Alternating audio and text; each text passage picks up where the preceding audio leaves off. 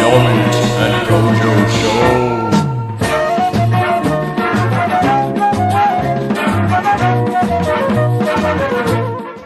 Definitely before lockdown. Go on, mate. Is that Alexander? Just trying to be Hunter. Let me see again. This whole Yes, session, mate. I'm just trying to be Hunter. Looking like a Madden. Looking like Steve. But yeah. I've got loads more, but didn't cut the clip, so here we are. Omid, your moustache It's looks outrageous, isn't it? amazing. Yeah, it's like I don't know. I don't even know how to describe it at this point, to be honest. It's Silly gone as so ever. far. I know. It's not even been that long since you saw. Like, remember when you saw it when I was in Portugal? Yeah. When it was just coming through. Yeah, but It's in the baby stages. it's about now. You've already got someone hating it. Who is it? My classic brother says, shave it.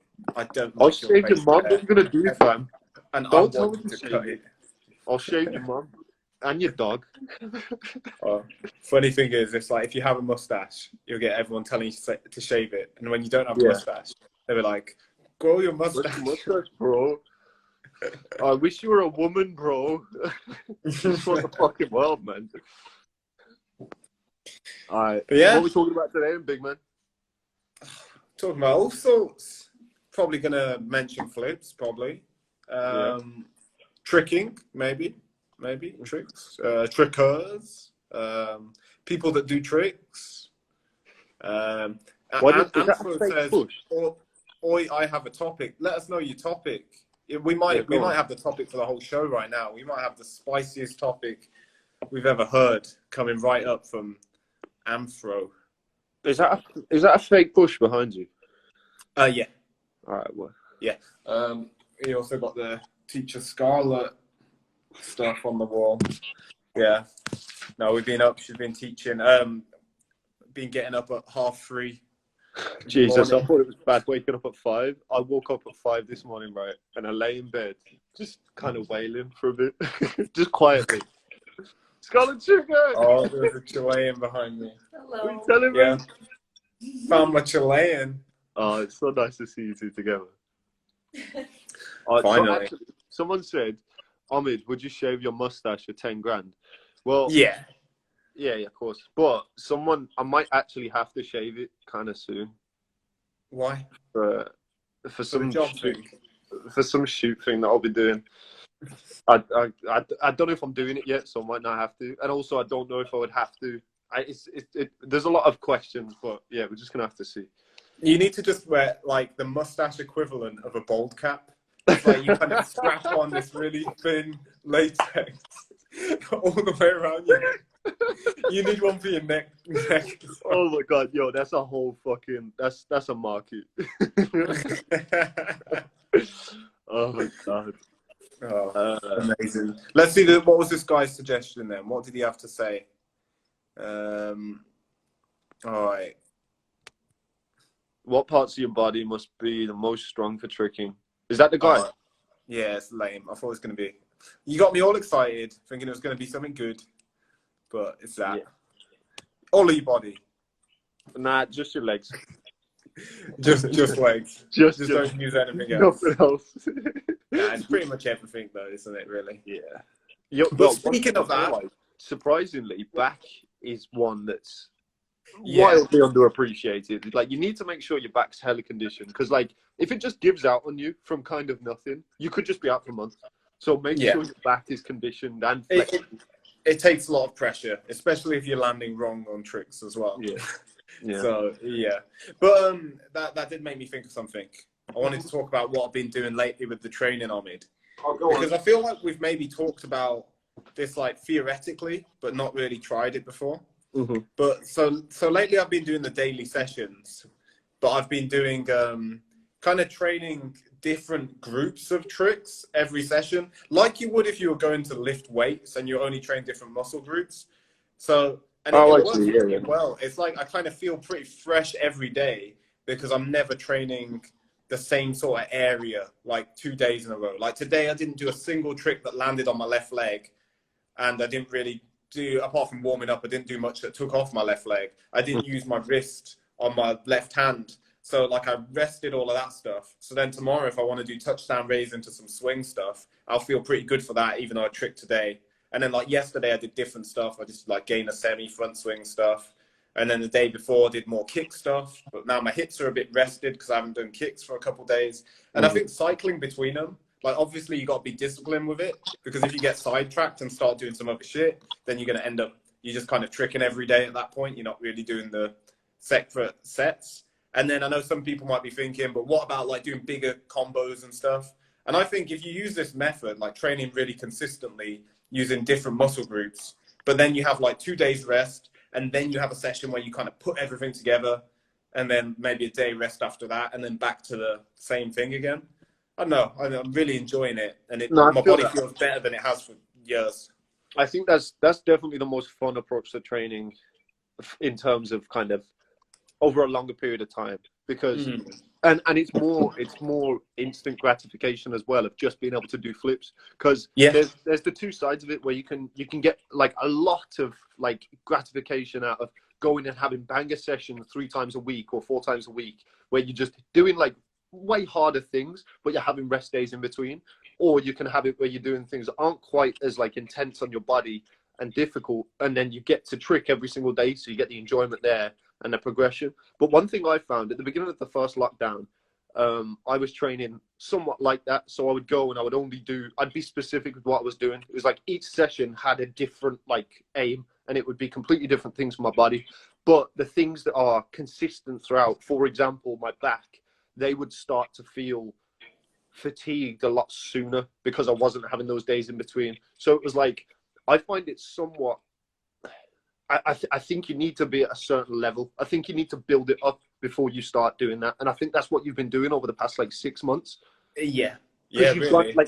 Because for me, before I would kind of, I don't know, I'd go from like, I don't know, training like 6 days in a row, and then I might feel absolutely shattered. So I'd have like 3 or 4 days off, or 2 days off, or whatever. But then I'd have 3 days on, and then 2 days off, or 1 day off. And because of that inconsistency, I found just kind of working off my body, it gradually built it up so I didn't have to have as many breaks. Like, and I feel like you've done the same thing, right? Yeah. I think you do really need to get used to it over time. Like I don't think you can jump into training every day. Like for me to get to the point where I can comfortably be training every day on grass as well, and feeling good for each of the sessions, then I mean, it's been like 2.5 years since my major ankle injury, kind of slowly building up from there. And I guess I think I've done like 4 months now of consistent training without an injury, which is pretty good. That's like the longest I've gone. I had one wrist thing, but I mean, you can train around that. I just didn't use my wrist. But yeah, I think you got to build up to it. But like the benefit of training so consistently as well is like you get to train all of these different tricks, and there's no pressure. Like today, I just wanted to do side swipe, wrap, full swipe, GMS, because it stays off my other leg. I'm pretty tired because I tricked the last 4 days. Yeah. But I just did some progressions building up to them and some stuff around it, and then did that, landed that a few times. And there's just no pressure. I don't have to do a load of other combos because I'm going to be tricking again tomorrow, and I'll probably have a bigger session then. What are the downfalls, do you reckon? Downfalls, I think it's like if you're not like controlled with it, if you get carried away, like I nearly have. I haven't really pushed too far, but I know in the past when I've tried this, one session I'm really enjoying it, I'm feeling good, and I'll end up tricking for like 2 hours or something, which is, it's fine to have a 2-hour session if you're going to be resting regularly. But if you're trying to trick every day, you're just going to get too worn down, and you're just much more likely to get injured. Like in the summer, I did that. I was tricking every day, and I just did a bit too much, and then my back went. And then for like 3 weeks, then I couldn't trick because of my back. And then you've kind of lost all the gains from being able to trick so consistently. Yeah, because you really have to rebuild it. Because once you have, what I've noticed as well, that is one of the downfalls. It's really easy to regress from where your body is at physically to be able to train every day. If you take a week off for whatever reason, if it's injury or whatever, when you come back, you can't just go straight back into training every day. It takes weeks and weeks to build that shit back up.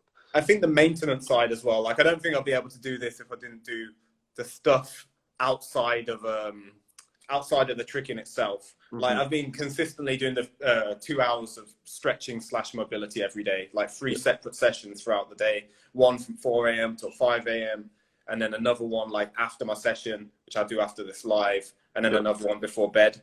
And I think because you never go that long without stretch, then you just kind of generally feel quite loose. And also just, I know, it being hot here makes a huge difference as well. I think you get injured way more when it's cold. So I remember I had some injury problems, and then the second I got off the plane in Australia, I just felt great. Because it was January 1st when I arrived, or January 2nd, depending on time frames or whatever.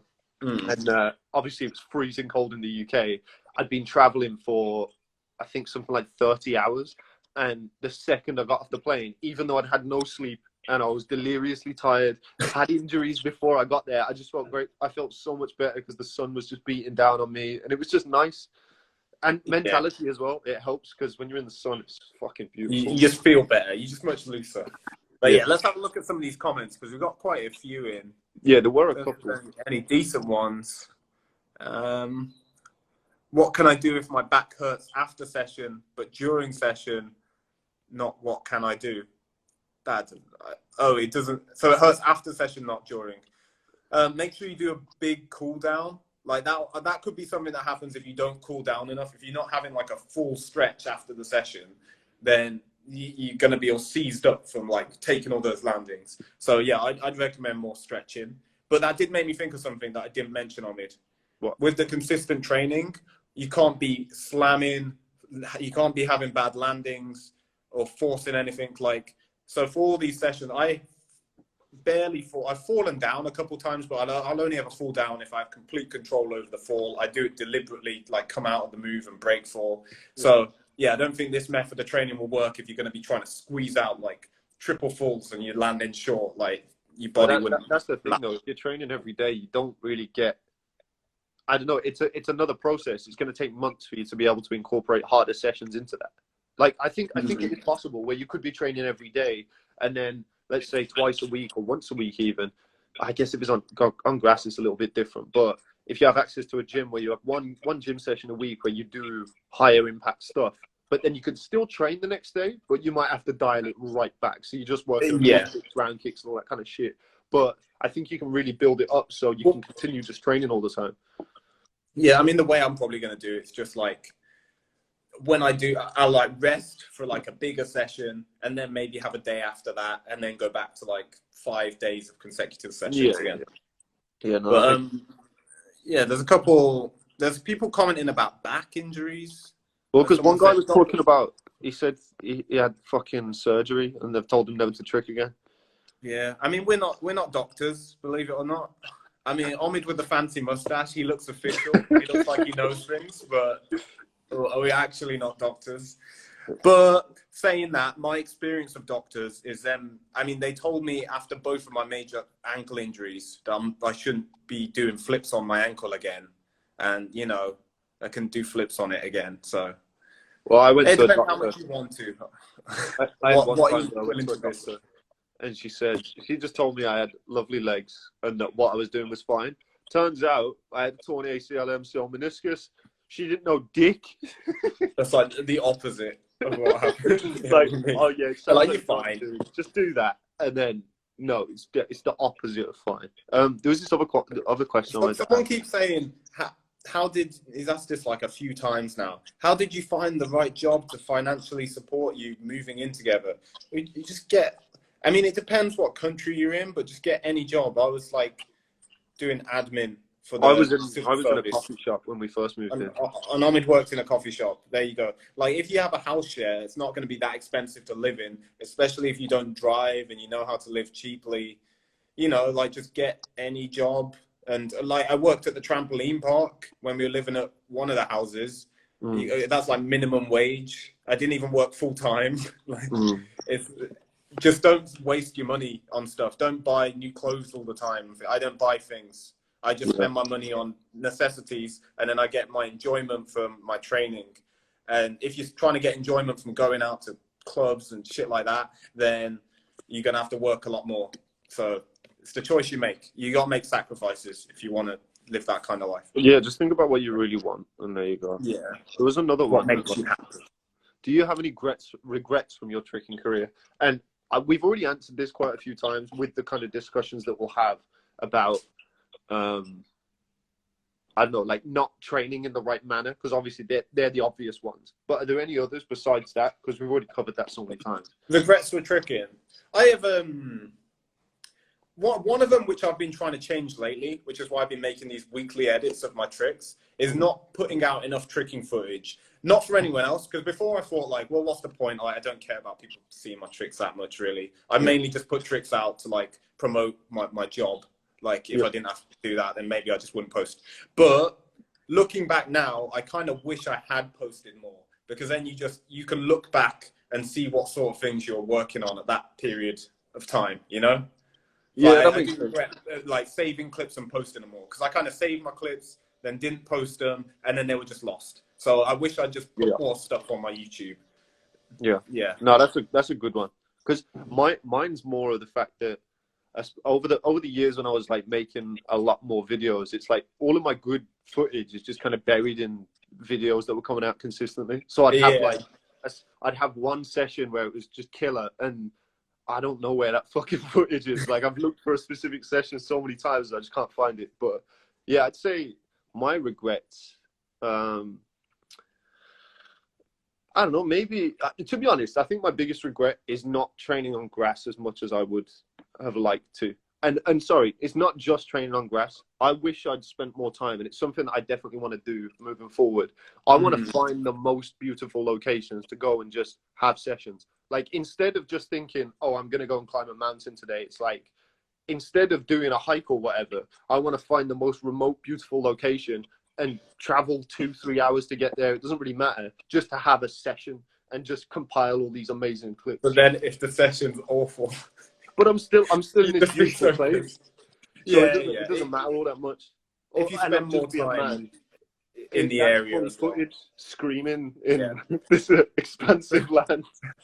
But Bailey says no regrets aside from not enough stretching, which I totally I agree with that. In my first 5 years of tricking, I didn't stretch anywhere near enough, and I wish I had, because now I stretch it's at least an hour every day, normally 2 hours a day, and my body just feels so much better. Tricks are just way easier. Everything looks way nicer. It hurts less to trick. It's just better in general, and I wish I'd just been doing that the whole time. But you live and you learn, eh?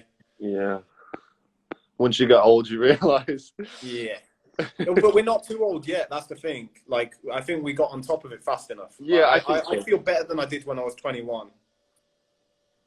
Yeah, I do too. But that's just because general life is better as well. Because I'm not fucking technique means tricks are way less impact, and then just knowing more about stretching and conditioning. But yeah, takes time.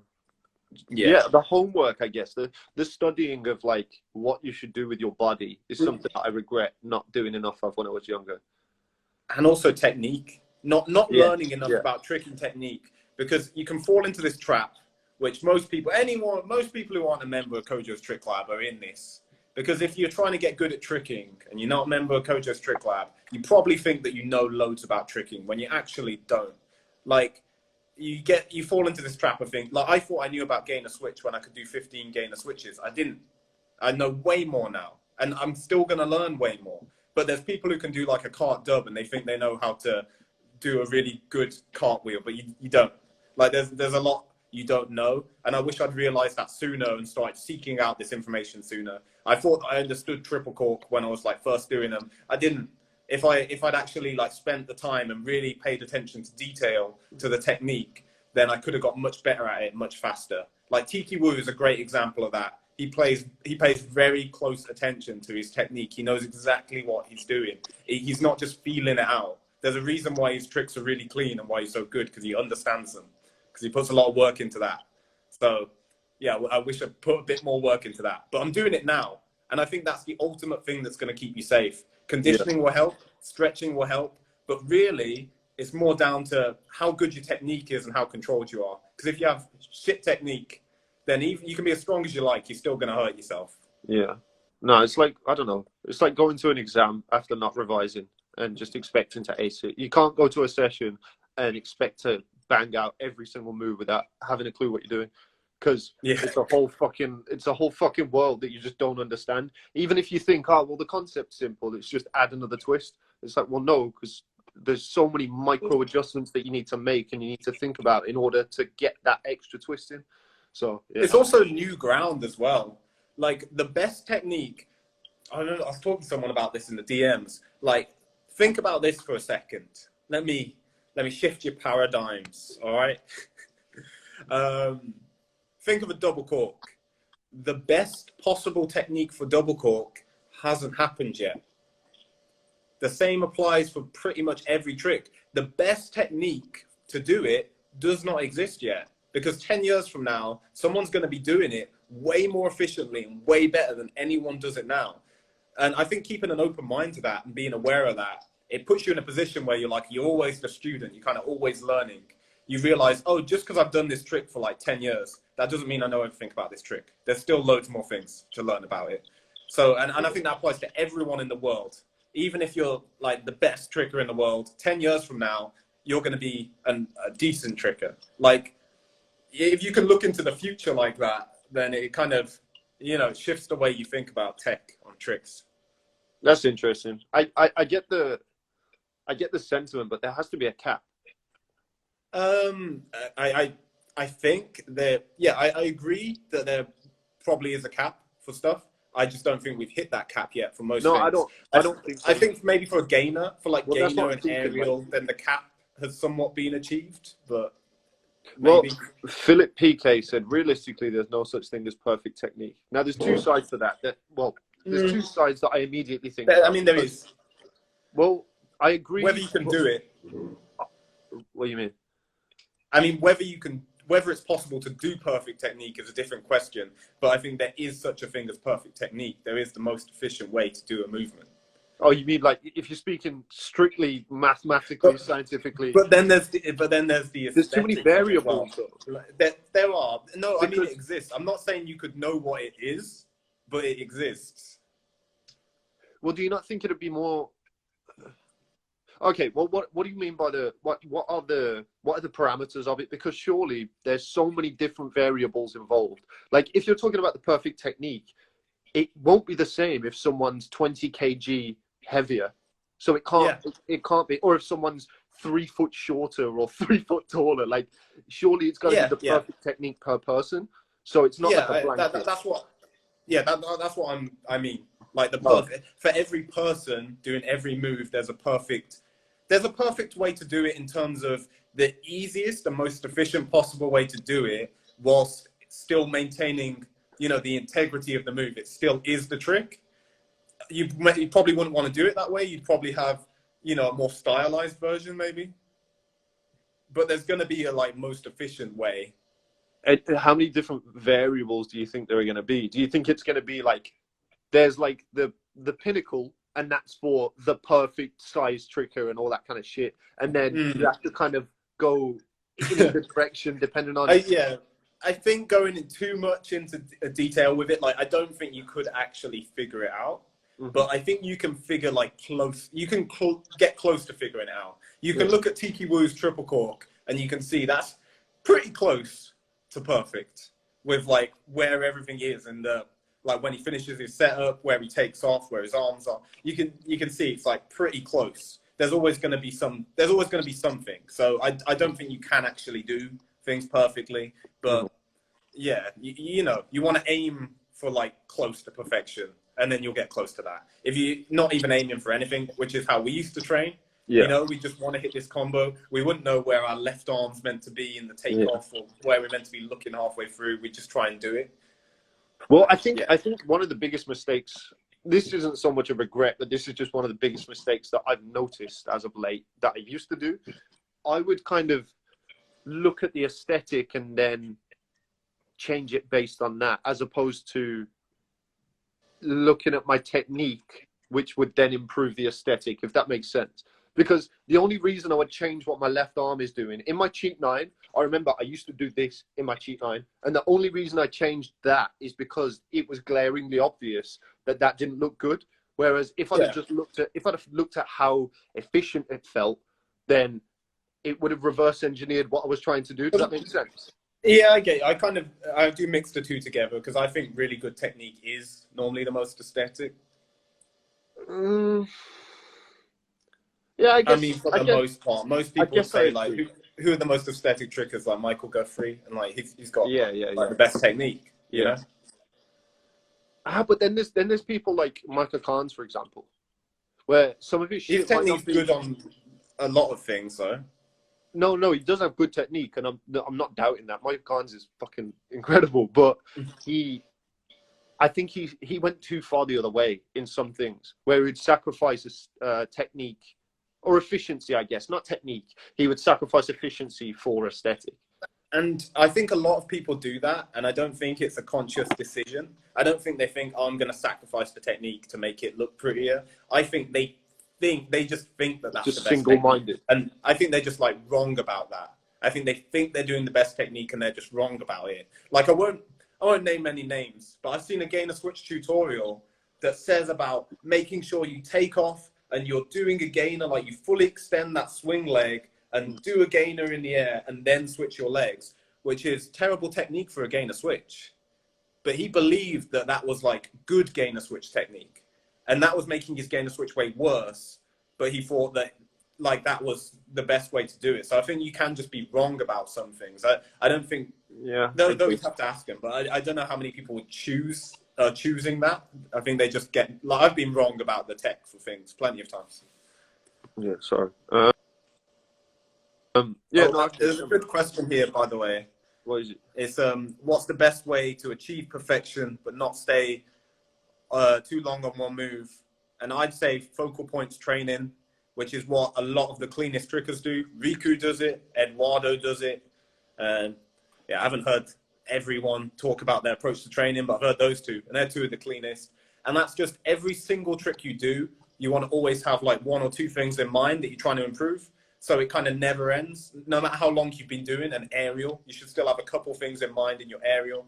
Like my gainer, I can do gainer pretty well now, but it's down to the point where I'm even trying to make sure both of my arms are like this, not like this, and I'm not doing this with my thumb. Like getting down to the minor details, there's always going to be something. And I think if you just do that with everything, you don't have to focus loads on one move to get it perfect. You just train a lot of different moves, but you do that on every single one of them, and over time they all get really nice. What do you think? Yeah, I think, well, it's a difficult one because let's say, for example, I don't know, you have to be able to look at your tricks and be honest with yourself. That's probably the most glaringly obvious piece of advice I can give you, because if you're looking at your cork and you're like, I want to move on to double cork or cork hyper or whatever the case is, you need to look at your cork and compare it to someone who can do a really easy double cork and just be honest as to whether you think yours is as good as theirs. If it's not, and it's not close enough, and it doesn't feel strong enough, then don't rush ahead, because there's too many sides to the thinking that goes behind what you're going to be doing next. Otherwise, you're just going to end up slamming and fucking yourself up. And yeah, there's no like exact science, but I think just being honest and putting in the reps. Yeah. What else we got? Are there many parent trickers? I know of a few. How would you manage your training if you were a parent? Neither of us are parents, so we can't give much insight. But I'm kind of taking the preemptive approach. I think if you set up your life so you have a job that you can do from home that allows you to still focus on tricking, and then you can get yourself a home floor setup, then you could be a parent and still train tricking for a high level. But we'll wait and see if that works out. I think it will, but we'll see. I don't know what you do if you're already a parent. You got some random jobs not related to tricking. I don't know how good you're going to get. Your life though. You could change it, but I mean, look at how quick it was for everyone to realize with the lockdowns and stuff. Oh, you know what? It's not all that bad when people do their jobs at home if they can work on a laptop. So it's like all of a sudden you've just been through no fault of your own, through nothing you've done, you've just been handed this opportunity. So when you would normally take an hour lunch break and just literally sit there, you can go and do some tricks in your garden or in a park nearby or whatever. You just have a 45-minute session. That's 45 minutes of tricks that you wouldn't have been doing before because you were at the office or you were doing whatever. You can always change it might take months, years even, because that's what we've been trying to do. We've been trying to build our lives for the past decades so that we're in the best possible situation for training. Yeah. And sometimes it's going better than others, but as long as you're constantly on that path, then you're always going to be progressing toward the end goal. Yeah, it's not going to happen straight away. But yeah, I never really think about that. We have been doing that, trying to get yourself in the best position for training. Like right now, I'm somewhere where it's hot and sunny all of the time. The grass is fantastic. And I'm going to be working for the rest of the day. But what I'm doing for work is breaking down tricks. I mean, you're in a like unique situation. You're in a very unique situation. Yeah, but that's because that was the goal. Yeah, for sure. But not a lot of people are looking at it like, oh, well, you spent the past 7 years building up to that. They're looking at it like, well, Kojo's doing that now. Oh, well, I can't do that. It's like, no, he spent most of his adult life trying to achieve that goal. So obviously he's got there, and it's still not perfect, but it's going to continue to get better. Yeah, you just got to go in the right direction. We got a nice question here. What are your thoughts on Andy Lee's approach? I feel he could have much higher level tricks, but dedicates his training a lot on shape. Smart. Is it worth it?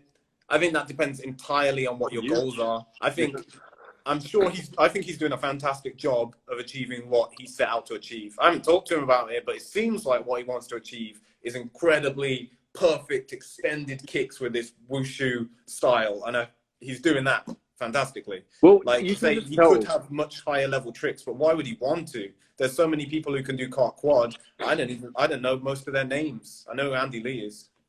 Well, the thing is with him, you can tell that every single thing he does is with intent. The reason his tricks look the way they do is because he is tirelessly putting the work to make them look that way. And when you have that much intention behind the things that you're doing, 9 times out of 10, the trickers aren't too concerned with what everybody else is doing, because they're just like, yo, I love doing this. This is my progression. I'm not going to be swayed by the fact that, everybody else wants to see a quad, because also there's no long-term value in that. Yeah. You're constantly chasing. Whereas once you've got a visual aesthetic, it doesn't matter what you do. It's always going to be you. And it's always doing it. It's like Alex Hunter, Rasmus Art. It means people aren't going to be able to recreate what you do. If you're more focused on the tricks you do rather than like your overall style, then those tricks are always going to just go down in value. 5 years from now, those tricks won't be worth much. Whereas 5 years from now, Andy Lee's tricks are still going to be the same level of dope. Like Anis's tricks are still just as mind-blowing. No one else moves like that, really. And these are tricks he was doing in 2008.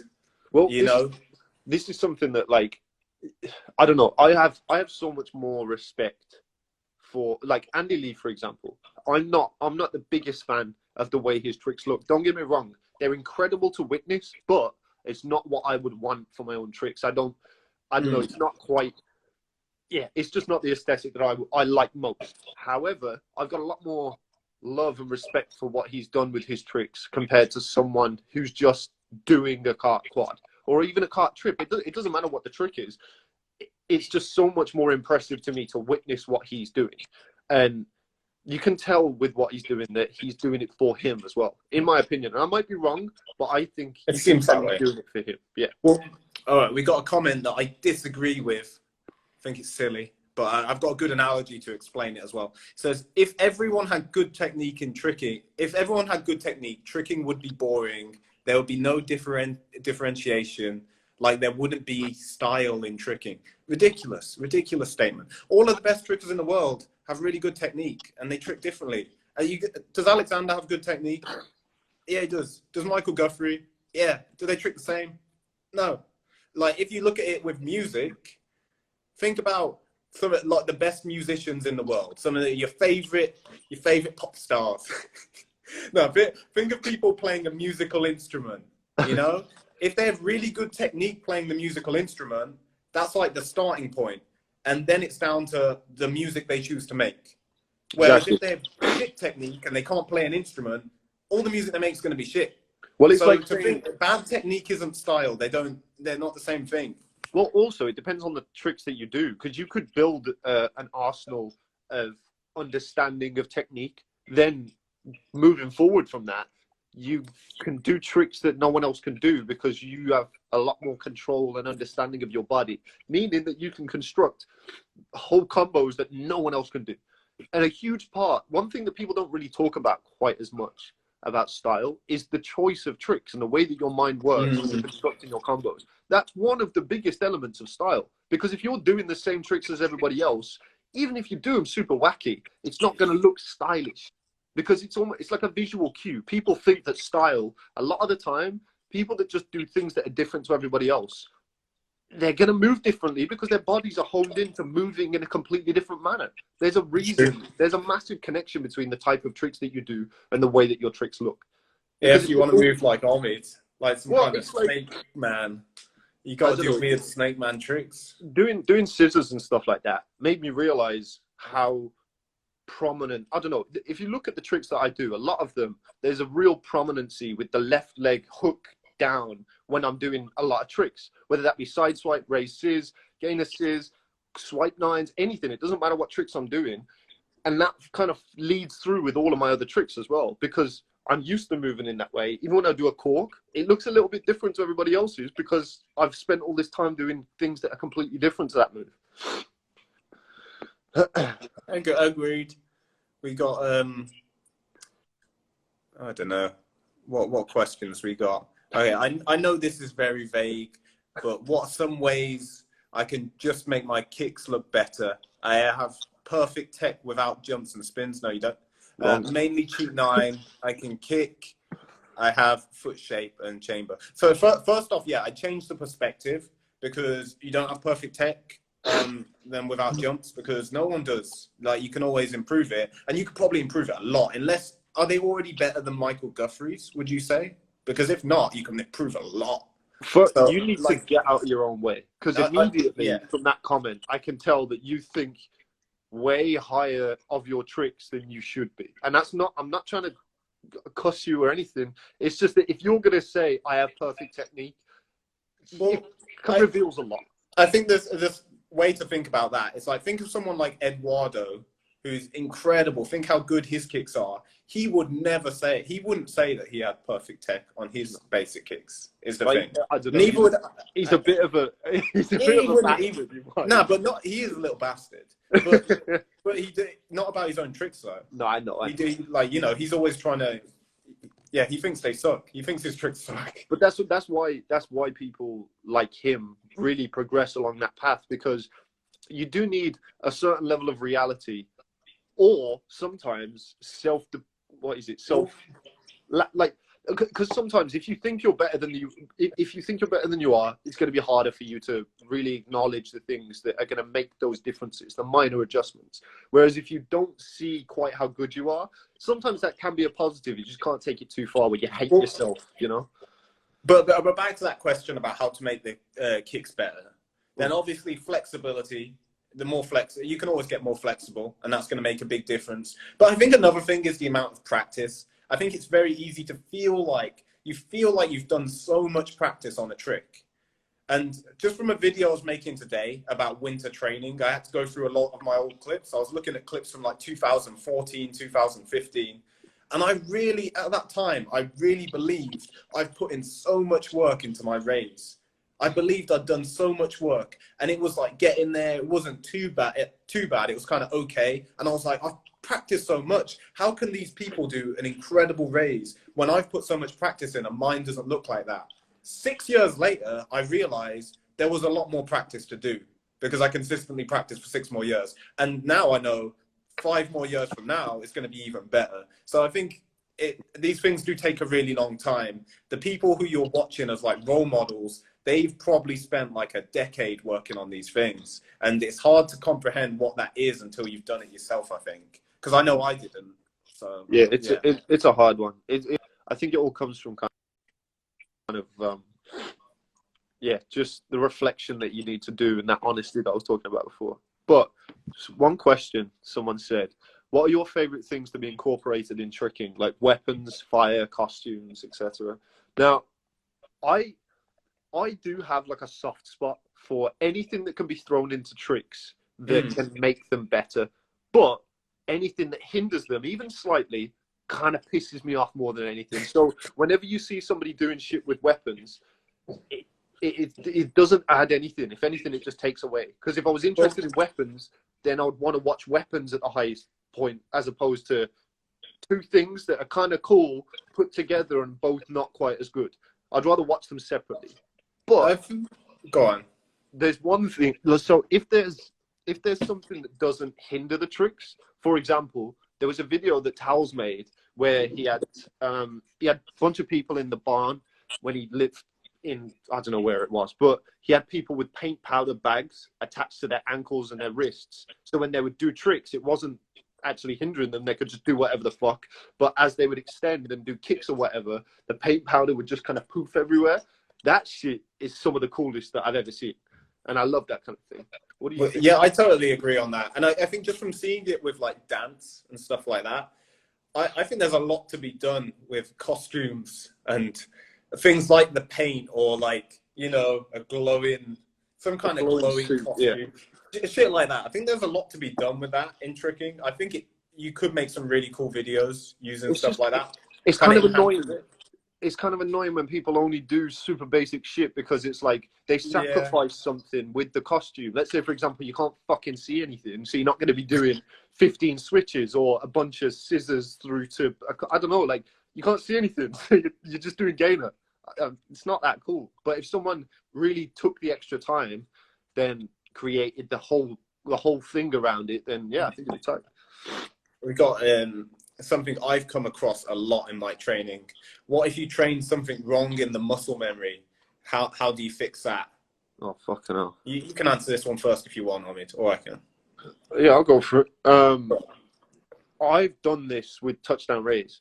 I've done it. I did it years and years ago, and then I completely changed my touchdown raise altogether. I remember the day I landed triple cork for the first time, I was failing touchdown raise double cork because I just refused to do my old technique. So that's one way, where if there's that much of a drastic technique change, you need to turn that trick into a whole new thing.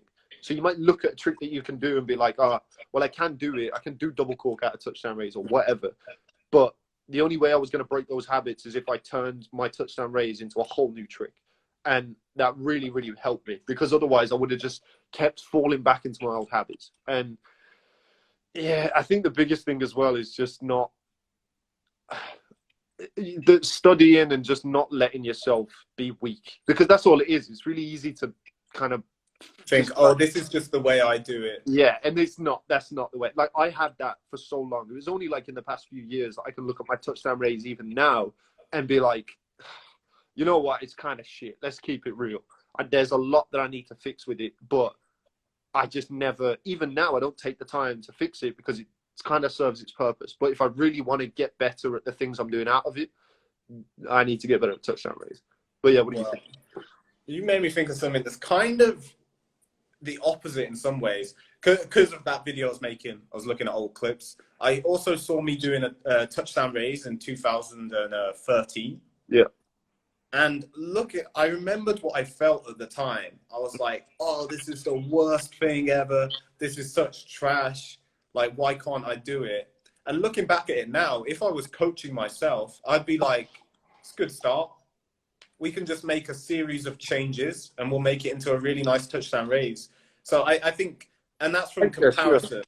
That's from me watching people like Alex Hunter or Michael Guthrie and thinking, why can't I do it like that? When I thought I was just not on the path at all, when really I was just at the start of the path. And if I'd stuck at it and made the right changes, I would have got there. But instead, I kept trying, got sick of it, stopped doing it, and then tried again, got sick of it, until eventually I relearned it with a new technique, which did work. But I actually didn't have to do that. Now I know more about the movement. If I'd understood how to take it from this bad version to a good version, I would have been able to do it. But in order to know that, you need you really need a coach. You need someone to tell you what to do that, which is what we do on Kojo's Trick Lab. That's the whole point of my job. That's what I do. But yeah, so just filling in the gaps. So if you don't know how to go from your bad muscle memory in a trick to the good muscle memory in a trick, you need to figure out a way how to do it. You need someone who does know to tell you the steps, or you could try and work it out for yourself. It's going to be really hard though, without any insight from people who've practiced it thousands of times. But yeah, there is a fix. You just have to know all of the steps in between. Do you think, okay, this leads me on to a question that I've kind of thought about for a long time, but do you think at the time, no, I guess that's kind of, what I was going to say, do you think your stupid self at the time would have been able to really take on board, even if it was the right advice, do you think you really would have been able to take it on board at the time? It depends who it's from. It's you talking to you. Yeah. If someone broke it down, because even when I got little shreds of advice, because I just didn't get any advice, because like in Birmingham for a time, then I mean generally I was like higher level than everyone else, so there was no one really to tell me what to do, and there wasn't like any good tricking tutorials on YouTube. They were all terrible and they weren't for any advanced moves. So the information just didn't exist. I didn't have anyone to tell me. But when I did have the opportunity, like at Genetrics back in 2014, I asked Vivian Yulu about touchdown raise. No, I said that all weird. But I asked him about touchdown raise and he just gave me like 2 tips and I took them to heart, remembered them, tried my best to implement them. But that was just like a couple of tips. But yeah, if I had a coach, that's my dream. My dream is to have a coach. It would have made my life so easy. But I didn't get one. So instead I had to make myself my own coach by getting information from all trickers around the world and then taking it for myself. No, that makes sense. I mean, I remember getting advice, and I guess it was because of the quality of the advice. Like even with people's best interests, and even if it was kind of the right thing to say, I found it very difficult to really understand what people would say. And it's something that I still kind of struggle with now. Like sometimes I'll watch something on KTL and I know in theory that this is the correct technique or this is the way I need to think about it. But I find it difficult to sometimes translate that into a way that I understand, so that my body will then do what I'm telling it to. I don't think that's necessarily you. I think that's more like how well people can explain things, because from trying to develop that skill on myself, it's a separate skill and it's really hard. It's hard to be able to explain tricks to people in a clear way.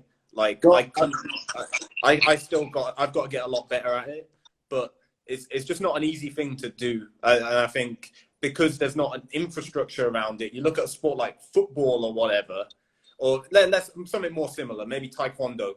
Yeah. That's been around for ages. So the people who are teaching it, they've had their teachers, they've been doing it for decades, and their teacher has been doing it for decades. There's all these things in place. They know how to teach it. Same as gymnastics. They have easy ways to teach everything. Tricking, we just don't have that. Yeah, and I think we're kind of building that now. No, I get that. I do just think, though, it's the same way that, I don't know, I think the way, like, people interpret any given information is going to be taken in a different way. And I think that's something that I've always struggled with tricks. I could have been given the best piece of advice, and I think it would take me a little bit longer to understand it in terms that I can really break down than it might do for other people. But if I break things down myself, when I do finally get those eureka moments, because it's my brain and I've worked it out in my brain, because it comes through such a stupid manner, I really get it.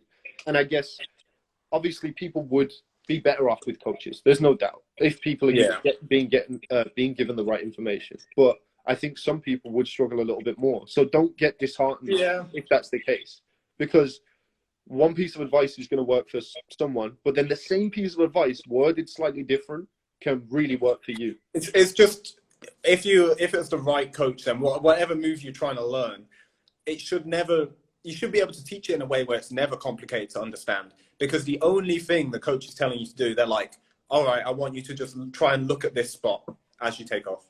Or I want you to try and lift this elbow above your shoulder as you leave the ground. If they can break it down to just one thing, and then when you get that one thing, they give you another one thing, then that's like the easiest way you're going to be able to coach someone. But you have to really you have to know what all of the steps are as a coach if you're going to do that. Well, Like, the depth of knowledge that you need in order to do that is it's astounding to have that with every trick, which is like what no one has it with every, I mean, I can't do that with a lot of tricks. I can do that with what I know about. No, I know, but it's like, sorry, to do that with a lot of tricks, basically, it's hard as fuck, even if you're coaching all the fucking time, because you got to let it consume your mind, and you have to break things down in a maniacal manner, because otherwise, like, I don't know, you're one of the very few people who's doing it and actually getting the results, because a lot of people have tried, but the sport's only fucking in its infancy. It's going to take a long time. I think it's the other perspectives you need. I don't think you can figure it all out by yourself. Yeah. I mean, I've watched all of the over 500 tutorials on KTL. So I've got all the perspectives from all of these different people. Lots of the time, like 5 different perspectives on the same trick. And some of the things they'll say I'll agree with, some I won't, but I'll be able to take little bits from each of them and build up my overall understanding of a trick. And you get to a point where you can teach everything like 3 different ways.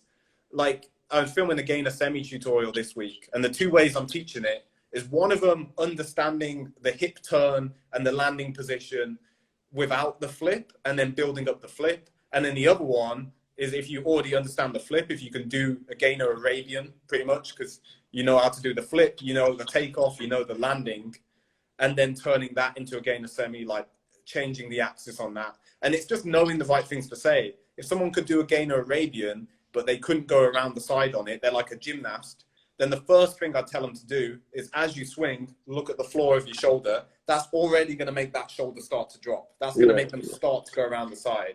The second thing, I'd say, instead of setting both arms up to your shoulders, just set one of your arms up and try and keep the other one down by your hip.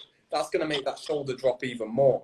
And then I'd say use the arm on your swing side to come up and pull down at a diagonal. And then there'd be more tips after that, but more and more, they're just going to be going around the side. And I also know how to take it from someone who can't flip and make them flip. And if you know the full spectrum on tricks, then I think you can kind of teach it to anyone. Yeah. No, I agree. It's, I don't know. Like I said, though, without the depth of knowledge, it's really fucking hard to do that. And a lot of people aren't putting the time in to do that. So, yeah, props to you. It's not much of a job. Mr. Trick Cheers, mate. One more thing. Go on. Do you always need to change stuff intentionally, or can moves improve by their own? What? Or can moves improve by just doing reps? So this is a double-edged sword for me, because I love it when I've been training, and then you had this recently with aerial crash. You were saying how you haven't done them for ages and they just got better. Yeah.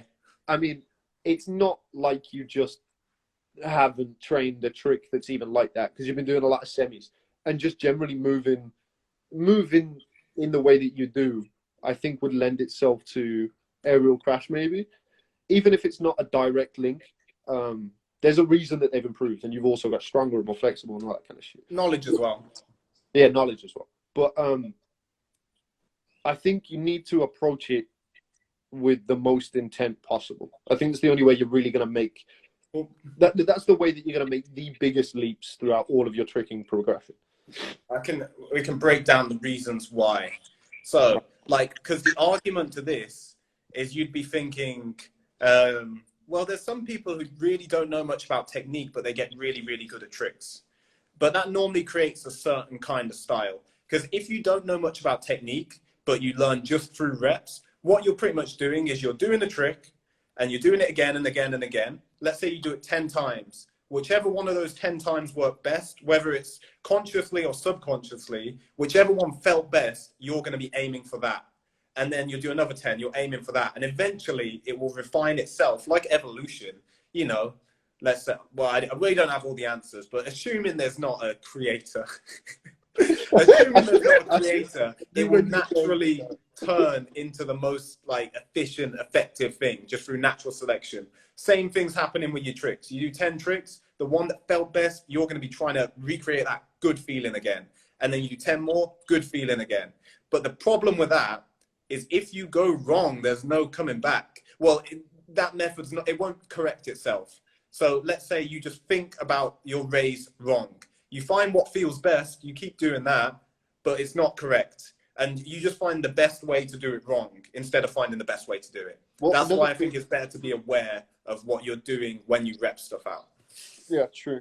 And I think one of the other things that comes along with that is it's almost like you've been walking down a path with your eyes closed.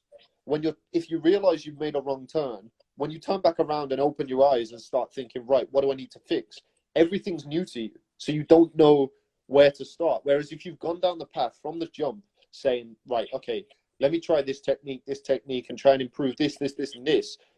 You can even go back to the previous iterations and see what's changed. And you've got a much better understanding, so it's easy for you to change it, as opposed to doing everything off feeling. Well, yeah, I want to make a whole video about this that involves me, like, walking through a muddy river.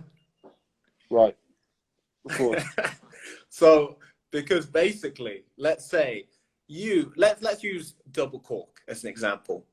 You going from your cork to your double cork, imagine you got to get from one side of the river to the other. Now you could like walk through it, which would be you kind of just going for it until you eventually get it. Like he's figuring this out live on Omid, I'm actually not. I've got it all written out in notes and planned. I think I've just forgotten it though. But basically, the best way to do it would be to not go through the water, not try and jump over it, but to just walk across the bridge. And if you have a bridge from cork to double cork, it means you can go backwards and you can be like, oh, I already know how to do cork semi. That's just like 2 steps along my bridge. I know how to do hypercork. I know how to do box cutter because I know the position I need to be in because I learned it on my way to double cork. And I think if you do that with everything, then it means you can get better at tricks without even having to train them because you understand how it works. Whereas if you're just trying to leap from one thing to the next, all the things in between, you're going to have to try and jump to them as well. You're not going to be able to just, do it. Are you going to build a bridge? You should. No, I want to do it in like a grubby river. I'm thinking in Porto by the river. It's like silt. So I'm gonna get disgusting. I might do it in that red jumpsuit, maybe. Who knows? But I'm thinking I'm gonna be walking through it and be all disgusting. I'm gonna try and jump over it, maybe fall in, and I'm gonna go across the bridge. It's gonna be amazing. It's gonna shift paradigms. Is what it's gonna do. It's exactly what it's gonna do. Surely, yeah. All right, word. Right, that's all we got time for today. We've done it.